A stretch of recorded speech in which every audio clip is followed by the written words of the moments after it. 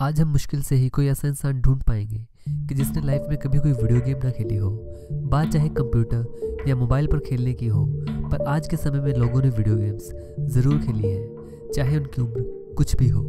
वैसे सबसे पहली गेम किसके द्वारा बनाई गई थी, इसका अनुमान कभी नहीं लगाया जा सकता, क्योंकि पहले के समय में गेम्स इतने बड़े बड़े सिस्टम्स पर चलती थी, जो कि एक सिस्टम नहीं होता था, बल्कि काफ़ी सिस्टम्स को मिलाकर एक बनाया जाता था, जिनका निर्माण अलग अलग जगह से होता था। तो जिसके कारण इसके बारे में कभी पता नहीं किया जा सकता कि गेमिंग का असल में इतिहास कहाँ से शुरू हुआ है। पर जो अंदाजे हैं वो हमें लेकर चलते हैं 70 साल पीछे, जहाँ से गेमिंग का इतिहास शुरू हुआ है। नमस्कार दोस्तों, मिस्ट्री टीवी इंडिया के आज के एपिसोड में आप सभी का स्वागत है। आज हम बात करेंगे वीडियो गेम्स के इतिहास के बारे में और जानेंगे कि कैसे वीडियो गेम्स की शुरुआत हुई और कैसे यह आज इतना बड़ा बिजनेस बन चुका है, और जो कि अब भारत में भी अपने आने की लगभग पूरी तैयारी में है। कैनेडियन नेशनल एग्जीबिशन, जिसकी शुरुआत सन 1879 में हुई थी, जो कि कनाडा को टेक्नोलॉजी वाइज और ज़्यादा सशक्त बनाना था, जिसमें कि टेक्नोलॉजी से संबंधित चीज़ें दिखाई जाती थी। पर 1950 में हुई इस एग्जीबिशन में अब की बार कुछ खास हुआ था। अब की बार उसमें कुछ नया लाया गया था, जिसकी शायद लोगों को उम्मीद नहीं थी। अब की बार इसमें दुनिया की शायद सबसे पहली गेम लोगों के सामने आ गई थी, जिसे कि निम्रोड गेम के नाम से जाना गया। इस एग्जीबिशन में पहली बार इसका प्रदर्शन किया गया था, जिसमें कि आपको यह गेम कंप्यूटर के विरुद्ध खेलनी होती थी। इस गेम को बनाने वाले कैनेडियन इंजीनियर डॉक्टर जोसेफ केट्स थे। इस साल को माना गया कि यह वीडियो गेम्स का पहला साल था, क्योंकि यही ऐसा उदाहरण है जहाँ पर चीज़ों को रजिस्टर किया गया हो। बाकी सब जगह अगर कहीं प्रयास हुआ होगा तो वह रजिस्टर्ड नहीं था, इसलिए यह साल सबसे महत्वपूर्ण माना गया अगर हम गेमिंग इंडस्ट्री की बात करें तो। पर जो 1950 के दशक के दौरान कंप्यूटर्स थे, वो ज़्यादा तेज़ काम करने की क्षमता नहीं रखते थे, क्योंकि वो कंप्यूटर्स बैच प्रोसेसिंग को अपनाते थे। 1958 में विलियम हाइगिनबॉटम ने एक टेनिस गेम को बनाया, जिसका नाम था टेनिस फॉर टू। इस गेम को एक बड़े एनालॉग कंप्यूटर पर बनाया गया और जिसको कि ऑसिलोस्कोप स्क्रीन से जोड़कर खेला जा रहा था। यह पहली गेम तो नहीं थी, पर हाँ, ऐसे मूवमेंट कंट्रोल के साथ यह दुनिया की पहली वीडियो गेम कही जा सकती है। पर अगर इससे पहले गेम की बात की जाए तो वो जो हमने बात की थी वह निम गेम की ही है। अगर आपने फिजिकली कभी निम गेम को खेला है तो आपको पता होगा, जिसमें कि कुछ भी ऑब्जेक्ट को इस संख्या के रूप में रख दिया जाता है और हर लाइन में से एक या कितनी भी चीज़ें उठाई जा सकती हैं, पर एक बार में सिर्फ एक ही लाइन से, और जो प्लेयर लास्ट में उठाता है वो हारा माना जाता है। तो यह पहली गेम वीडियो गेम के रूप में आई थी, और जब यह गेम प्रदर्शनी पर लगाई गई थी तो इसमें 90% बार कंप्यूटर्स इंसानों से जीत रहा था।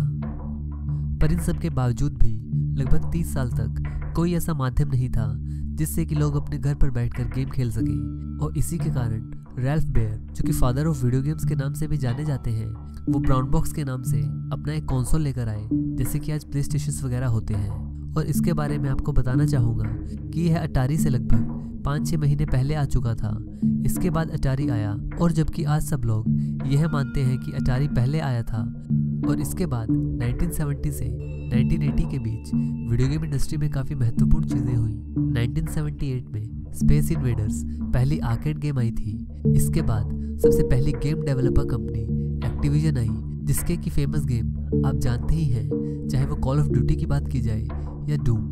और इसी समय में गेमिंग इंडस्ट्री के साथ दो और ऐसी गेम्स, या फिर आप बोल सकते हैं कैरेक्टर, जुड़ गए, जिनको लोग आज भी बेहद पसंद करते हैं। पहली गेम थी पैकमैन, और उसके बाद आया निंटेंडो का मारियो, जिसकी गेम्स आपने बेशक खेली होंगी। मारियो का सबसे पहला गेम डोंकी कॉन्ग था, जो कि शायद बहुत कम लोग जानते हों, क्योंकि इस गेम का जो मेन कैरेक्टर था वो मारियो ही है। पर इस समय तक इसे मारियो नाम नहीं दिया गया था। इस गेम में इसका नाम जंपमैन रखा गया था, बल्कि इसके बाद मारियो की गेम्स की वजह से उसे पहचान मिलने लगी। अगर आप गेमिंग इंडस्ट्री की रीढ़ किसी को बोलना चाहते हैं तो वो निंटेंडो कंपनी को बोला जा सकता है, जिसने कि गेमिंग की दुनिया में रेवोल्यूशन ला दी। उन्होंने अपने 8-बिट ग्राफिक्स को काफ़ी अच्छा बनाकर और ऐसे गेम्स बनाकर जिन्हें लोगों को खेलने में मज़ा भी आए, जैसे लेजेंड ऑफ ज़ेल्डा और सुपर मारियो ब्रदर्स।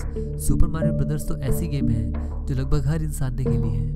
1972 से 1985 का समय एक ऐसा समय था जब 15 से भी ज़्यादा गेमिंग कंपनीज अपनी गेम बनाने में जुटी थी, और इन सब के कारण अब थोड़ा कंपटीशन भी आने लग गया था, जिसका फ़ायदा सीधा गेम के दीवानों को हो रहा था और अच्छी गेम्स के आने का दौर अब शुरू हो चुका था। और शायद आप यह जानकर हैरान हो कि आज का माहौल जो गेमिंग का है, जैसे कि आजकल मल्टीप्लेयर गेम्स ही चल रही हैं और नॉर्मल कैंपेन गेम्स अब कोई ज़्यादा फेमस नहीं हो पा रही हैं, तो इसकी शुरुआत भी 1970 से हो गई थी। 1970 में जब इन कंपनीज के बीच कंपटीशन था तो मल्टीप्लेयर गेम्स ने जन्म लिया, जिसमें कि काफ़ी रेस्टोरेंट के बाहर इन गेम्स को टेस्ट के लिए रखा गया था कि लोगों की इन पर क्या प्रतिक्रिया होती है, और जिसको कि लोगों ने काफ़ी एंजॉय भी किया। पर हाँ, अभी तक कोई ऐसा गेम नहीं आया था जिसमें कि लोग अलग अलग स्क्रीन पर बैठकर एक साथ खेल सके।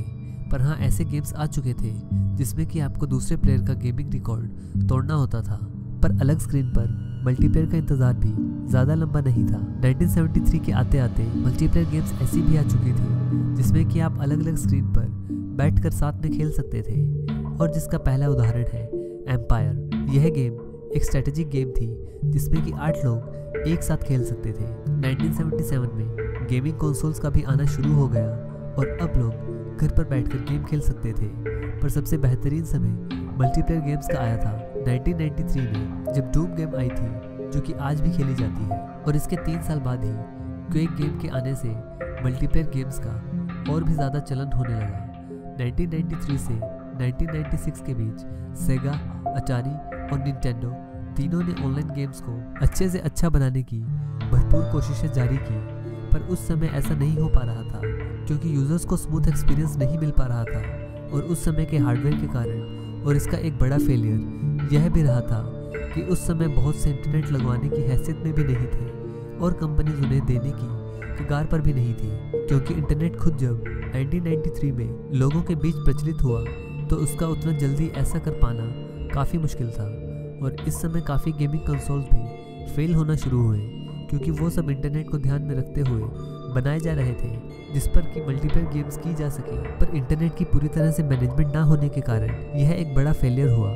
इसके बाद सीधा 2001 में रनस्केप गेम ने मल्टीप्लेयर गेमिंग में अपने पैर जमाए, क्योंकि अभी इंटरनेट काफ़ी अच्छी तरह से इस्तेमाल में आ चुका था और इस गेम से लाखों प्लेयर जुड़ने लगे, क्योंकि इस गेम को खेलते हुए अब बात भी कर सकते थे।